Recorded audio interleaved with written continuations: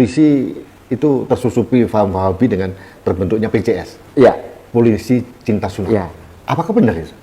Benar sekali. Dan sekarang mereka berusaha bertakiyah dengan satu nama baru, Pembelajar Cinta Sunnah, tapi singkatannya tetap PCS.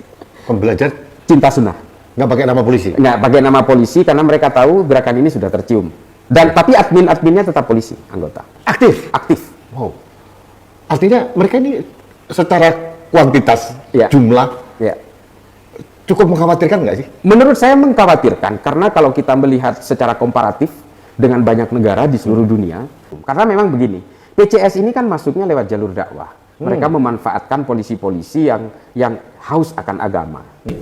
Nah, ini grup-grup PCS ini kebanyakan dari sana ya, pencinta sunnah itu. Kajian-kajian itu kenapa nggak ditutup? Kita mau ngeracuni anggota-anggota kita, ya silakan. Dia pernah ditanya juga, kenapa kelompok ini kan mengajarkan paham-paham intoleransi, gitu. Dan mudah-mudahan nanti ada undang-undang terkait misalnya menimbulkan keresahan di masyarakat dan sebagainya, lalu bisa ditindak dan sebagainya, atau melarang sama sekali, Pak.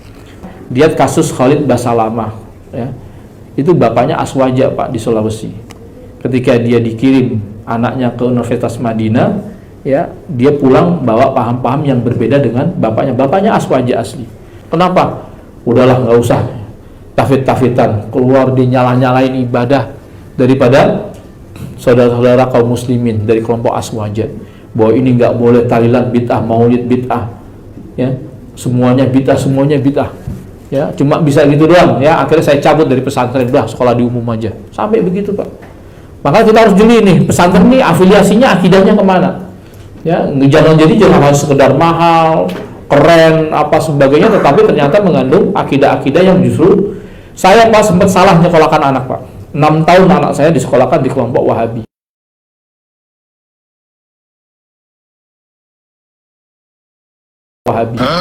Harus taat aturan pemerintah, taat aturan Allah, taat Nabi, dan taat aturan ulil amri pemerintah. Kalau kita udah ngaji berarti semua harus kita taati, baik hal-hal yang kecil, penggunaan kendaraan bermotor di jalan, yang kita harus menggunakan helm, ini ketaatan terhadap aturan pemerintah. Itulah membedakan orang yang sudah ngaji dengan yang belum ngaji. Ini yang kita. Kemudian juga kita juga harus melihat, jangan nanti persoalan-persoalan kecil. Saya melihat manhaj salaf ini bukan suatu organisasi Islam, tapi kumpulan orang-orang yang memang betul sepakat menuntut ilmu agama menggunakan manhaj metode ini. Ya. Kemudian kita juga jangan saling uhwah. Kekuatan kita adalah persaudaraan, ikatan kita. Saya dulu di majelis-majelis yang lain juga demikian. Ini masuk kepada kegiatan intoleransi, karena cikal bakal daripada radikalisme itu sendiri nanti adanya dimulai dari awal intoleransi.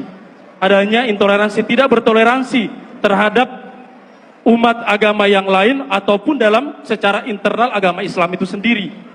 Ada kawan-kawan kita di luar yang memang berbeda manhaj dengan kita, bukan berarti mereka juga bukan saudara kita.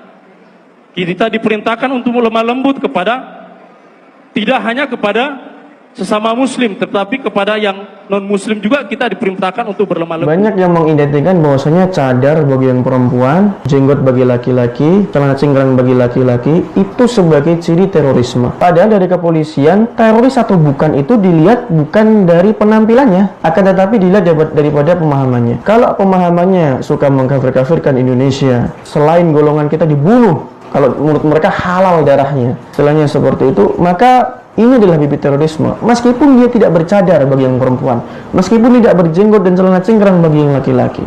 Karena teroris atau bukan itu bukan dilihat daripada penampilannya, tapi dilihat daripada pemahamannya.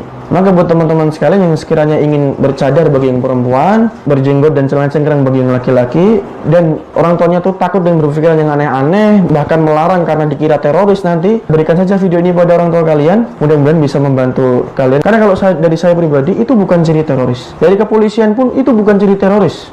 Ya, ciri teroris itu dilihat daripada pemahaman. Assalamualaikum warahmatullahi wabarakatuh. Alhamdulillahirrahmanirrahim. Kita bersyukur kepada Allah Subhanahu wa taala.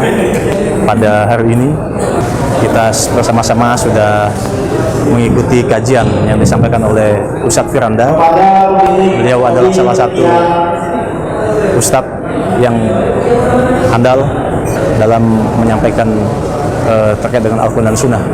Mudah-mudahan ke depan masih banyak lagi kegiatan-kegiatan yang dapat dilaksanakan oleh Ustadz Firanda untuk menyebarkan sunnah ini, karena kita harap kehidupan kita ini bisa selamat dengan berpegang teguh pada Al-Quran dan As-Sunnah.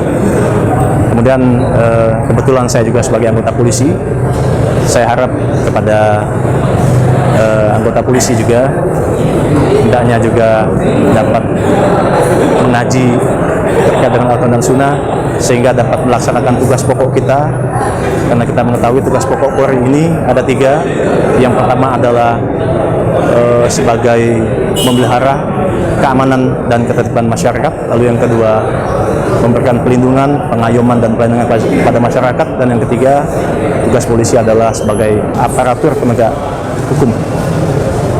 Dengan melaksanakan tugas pokok ini secara profesional, tentu saja akan dijadikan nilai ibadah bagi kita sebagai anggota Polri. Ini barangkali yang dapat disampaikan, mudah-mudahan dapat bermanfaat bagi kita semua. Akhir kalam kami ucapkan wabillahi taufik wal hidayah. Assalamualaikum warahmatullahi wabarakatuh. Para ulama, alhamdulillah, para ulama-ulama yang paling depan membantah mereka, diantaranya para ulama-ulama yang dijuluki ulama Wahabi. Justru ulama Arab Saudi begitu keras membantah mereka. Para asatidzah juga membantah, bukan hanya sekedar menyesat-nyesatkan tetapi dengan dalil. Justru kita tahu ulama-ulama, yaitu para asatidzah yang mereka dituduh sebagai Wahabi, ya justru yang paling gencar membantah mereka dengan dalil. Oleh karenanya, alhamdulillah kalau ikhwan sekalian pergi ke tanah air Indonesia, hubungan antara dakwah sunnah dengan pemerintah hubungannya baik. Sampai terakhir saya baru dengar bahwasanya sebagian guru-guru Madinah diundang oleh pemerintah Arab, pemerintah Indonesia untuk mengatasi masalah kasus ISIS, seperti Syekh Abdul Salam Suhaimi, Syekh Sulaiman Ruhaili, kemudian juga sebelumnya Syekh Ali Hasan Al-Halabi. Mereka dipanggil khusus oleh pemerintah untuk mengatasi masalah ini. Ini menunjukkan ada kepercayaan terhadap orang-orang yang dituduh sebagai Wahabi. Mungkin mereka menggunakan buku-bukunya Muhammad bin Abdul Wahab, bukan mungkin. Kalau mereka salah paham, ya itu bukan kesalahannya Syekh Muhammad bin Abdul Wahab. Sebagaimana orang juga menggunakan Al-Quran dan Sunnah bisa keliru. Yang salah bukan Allah dan Rasulnya, tetapi yang salah yang memahami Al-Quran dan Sunnah.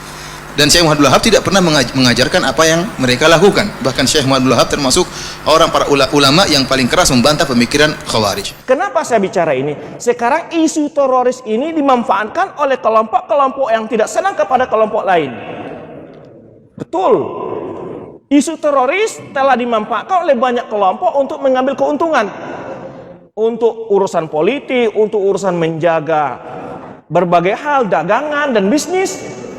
Maka oleh sebab itu, selalu saya tekankan, ketika ada Anda curiga, jangan Anda yang menghukum, tapi ada laporan kepada pihak yang berwajib. Pihak berwajib menindak. Maka oleh sebab itu, kadang-kadang seorang ustadz, kiai, kadang-kadang ketika membicara masalah adil sesat, diprovokasi masyarakat. Usir mereka, bakar. Ini nggak benar. Ini yang menyebabkan masalah baru di negara kita ini. Sehingga di Jember sudah ada peristiwa juga pembakaran seperti pondok, saya lupa nama pondoknya, ya sering. Kenapa? Karena cara kita ketika menindak itu tidak benar. Kita memprovokasi masyarakat, ini nggak benar. Karena banyak masyarakat memanfaatkan isu teroris ini untuk menindak orang yang tidak disenangi oleh mereka. Berbeda amalan, berbeda keyakinan sedikit, langsung ditindak. Makanya kuncinya adalah pihak berwenang memanggil orang tertuduh, konfirmasi, benar Anda seperti ini, saya punya bukti ini, maka saya berkatakan, kalau dakwah saya senang dihadi Intel. Saya senang dihadi Intel. Dan kami menyerahkan Intel untuk mengikuti dakwah-dakwah kami. Ya. Boleh dilihat, apakah pernah kami memprovokasi masyarakat untuk menentang pemerintah, atau sebaliknya kami menyuruh masyarakat selalu untuk taat pada pemerintah. Maka oleh sebab salah satu ancaman terhadap diri kami ada dari orang teroris sendiri, Pak. Dari orang teroris sendiri. Saya sering dapat SMS ancaman begitu. Ya, tapi saya tawakal kepada Allah. Gitu. Oleh sebab itu, kini yang perlu kita tekankan, masyarakat jangan dibolehkan bertindak, tapi adalah penegak hukum. Ulama boleh menjelaskan secara ilmiah, secara data, tapi jangan sekali-kali memprovokasi masyarakat agar masalah ini lebih mengerucut, jangan menjadi masalah yang meluas.